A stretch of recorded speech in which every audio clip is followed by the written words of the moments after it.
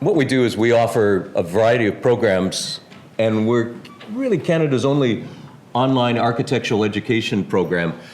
And I was checking my notes last night, and I spoke two and a half years ago, and at that point we had about 450 unique students.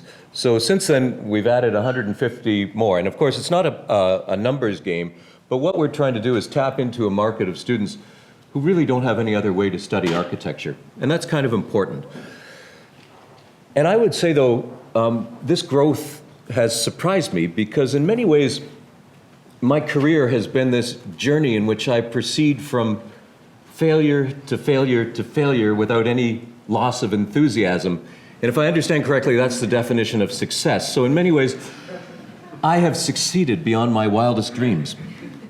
And one of the things, though, I wanted to talk about was about failure. And since we met last, Canada had this enormous competition to fund 5 superclusters.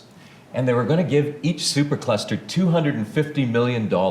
And I thought, crap, it's like when the lottery's so much you got to buy a ticket. So we actually put together something called the Smart, Sustainable, Resilient Infrastructure Association, and we were actually shortlisted. We were one of 9 shortlisted. Sadly, we didn't get the money, or I would be here with a big bucket of cash trying to fund everybody's research. But I do note that Philip was kind enough to be a partner in all of this initiative. So instead, though, we kind of are getting a consolation prize. The Alberta government, and it's going to be announced next week, so I'm probably going to get in trouble for telling you, but they're going to give us about $3 million to build a green building technology network.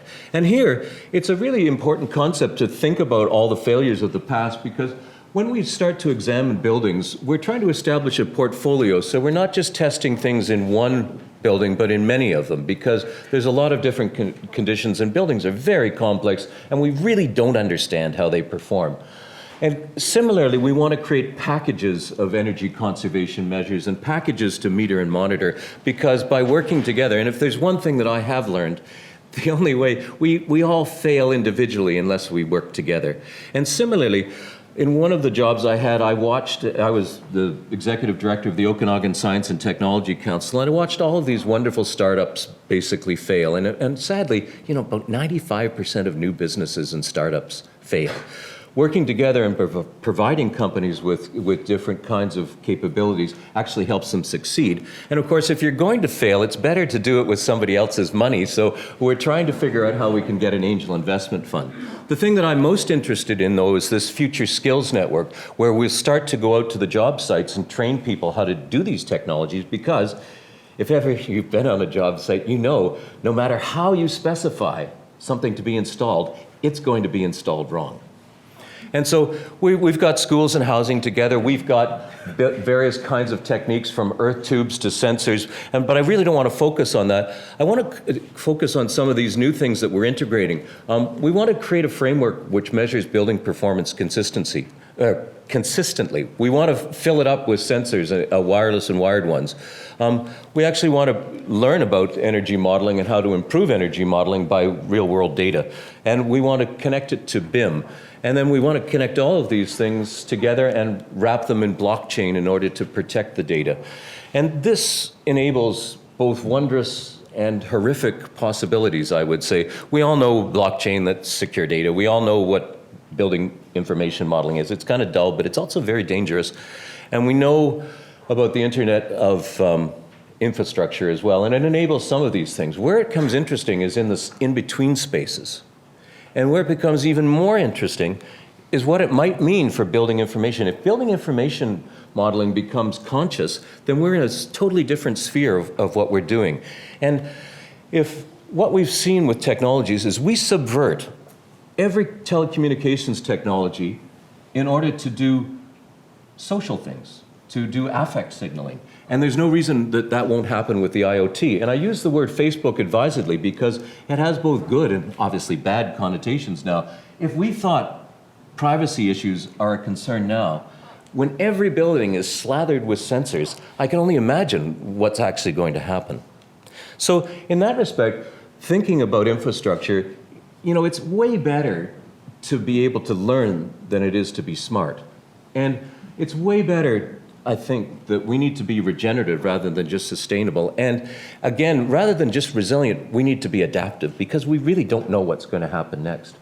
But one of the things, it seems to me, that if we do not, when we create living architectures, if we are not empathic, and if we are not inclusive, then there's really little point in doing it. And that starts, though, with ourselves. The AEC industry is not empathic, and it is not inclusive, and it is not diverse. And we need to change ourselves first before we can actually get those kinds of living architectures. So just a small step in the right direction. Leadcore, which is it's a construction company. One of their guys on our SSRIA said, we need this kind of diversity and inclusiveness pledge. It's a pledge, so it's not a legally binding document, but at least it's a step in the right direction. And thinking about that, and I'm very sorry that Trevor Haldenby isn't here because this idea of science, what? Uh-oh. Now I better be careful. Well, what you did last time influenced me greatly, and we had to develop scenarios for what learning frameworks might be about. And some of us were thinking, well, it's not really artificial intelligence that's important. It's more, in fact, I'm going to argue that we don't really have intelligence if it doesn't have that emotional dimension as well.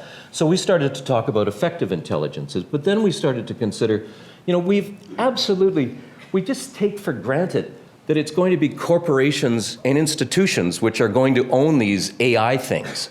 But we speculate here, what would happen if you and I and ordinary people actually owned these intelligences, or rather not owned them, but rather you grew in concert with these intelligences. And so when you left the education system or entered the job world, you and your intelligence was being hired rather than being assigned or losing things. And so we're also trying to work globally with various institutions and do it at no cost so that students can work with different kinds of software and compare their results and develop open educational resources in terms of, this is a regenerative design matrix which we're starting to fill in and we're asking students to fill in from around the world to provide themselves with the resources to do regenerative design. We're also looking at kind of new interfaces to do projects in memory rooms, which that would take a little while to talk about, but also working with public schools now because we really need to get out there and work with others. And looking at just kind of global classrooms in partnerships with other people. Sarah was very kind last night to mention the work that we did at the Banff Center on virtual reality. And now we're trying to build an even bigger network with sort of interconnected networks of things. Because what we learned from doing that is that the face suckers really aren't what it's all about. So we're trying to think of interconnected networks of various items and applications all working together to make these kinds of things with really interesting interfaces, and again, protected with things like blockchain. The final thing I just want to talk about, it was very interesting for me yesterday to be in that room because I play the drums, and I play them very badly, thank you. And I actually played the drums badly in that room. It used to have a stage behind the screen. And I realized yesterday that that was 40 years ago. And 40 years ago, we were poor as church mice, and we didn't have very good equipment. And 40 years ago, if you were a musician, well, perhaps you were playing in an altered state of consciousness. And if you weren't, certainly the audience was pursuing an altered state of consciousness. So all of those things are important because I wanted to try and create something sort of that would combine architecture and virtual reality, which I'm interested in, and music. And so I was thinking about ideas of developing systems where, and I do know that MIDI musical instrument digital interface is a kind of a modest approach to what you can do, but it's a simple approach. And the concept here is that by hitting a note, you create an architectural element like a column, another note creates a wall, and you can, I used to do these things, and I use the foot pedals on the drum kit to move you through the space. And the idea is that use absolutely the dirt cheap polarized glasses in order to project this thing. And the reason I wanted to share this with you is it embodies my design principles, which I'm going to typify as, it's got to be so simple that a drummer can use it. It's got to be so inexpensive that a musician can afford it. And it's got to be so painfully obvious that somebody in an altered state of consciousness can actually understand what's going on. And I love Paul's talk last night. I thought it was brilliant. And I would offer this as a means of less interference and more dancing. So thank you very much.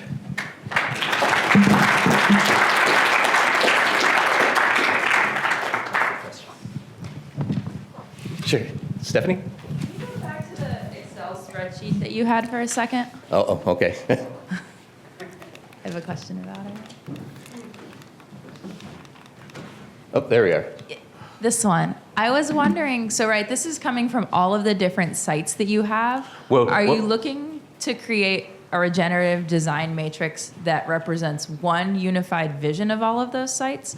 Or are there ways in each of these buckets, right? I see outdoors with use native species and urban beehives in this first column. Are there ways to preserve the unique cultural aspects of each of those sites while also filling in the matrix? That's a very good question because it's absolutely a critical one. In some cases, yes. In some cases, no. So in some cases, the applications that are linked to here are very site-specific. So if you're doing your sun studies, you put in your latitude and longitude. With the energy modeling software that we're giving everybody to use, it's very site-specific, and the climate data has been put in for each and every region that we're working with. So it's a bit, but sometimes when you're out on the web, of course, the things aren't site-specific, but wherever possible, we do try to be site-specific and hopefully culturally specific as well. And we're encouraging, though, the students to now fill in the gaps and hopefully bring the different perspectives to that as well. And if anybody, and we hope to offer this as an open educational resource when it's all done, so everybody could have access to it. Thank you, Douglas. Thank you.